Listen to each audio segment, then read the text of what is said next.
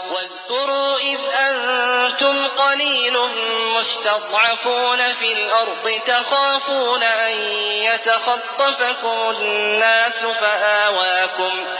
فآواكم وأيدكم بنصره ورزقكم من الطيبات لعلكم تشكرون.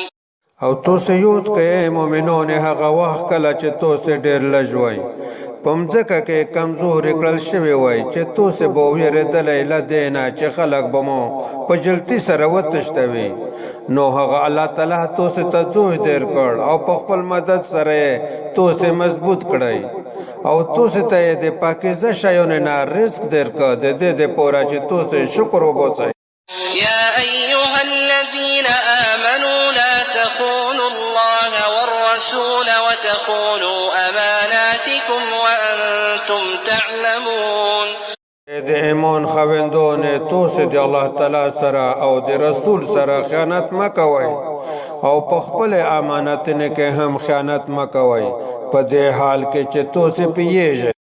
واعلموا أنما أموالكم وأولادكم فتنة وأن الله عنده أجر عظيم.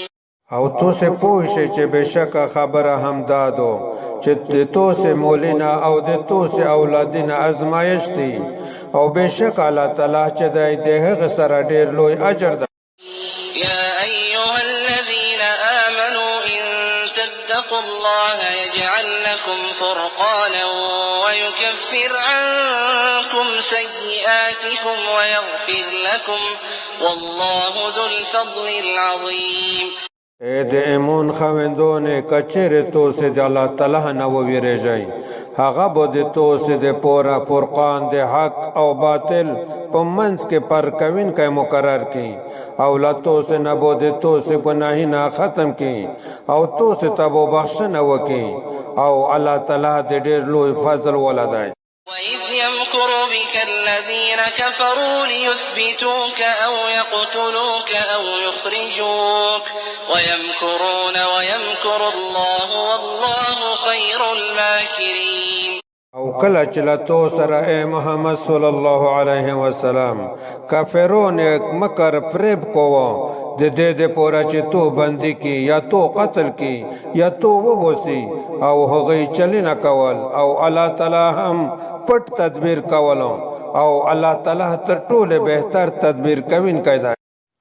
وإذا تتلى عليهم آياتنا قالوا قد سمعنا لو نشاء لقلنا مثل هذا إن هذا إلا أساطير الأولين.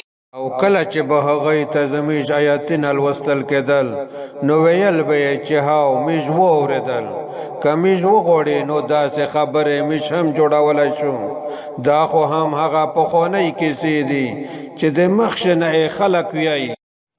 وإذ قالوا اللهم إن كان هذا هو الحق من عندك فأمطر علينا حجارة من السماء أو ائتنا بعذاب أليم. او کله چې دوی وویل ای الله تعالی کچېره هم دا ستوله طرفه حق دی نو ته په میش باندې د اسمانه کوڼې راووروا یا میش ته ډېر دردوونکی عذاب راولږه. وما كان الله ليعذبهم وأنت فيهم وما كان الله معذبهم وهم يستغفرون.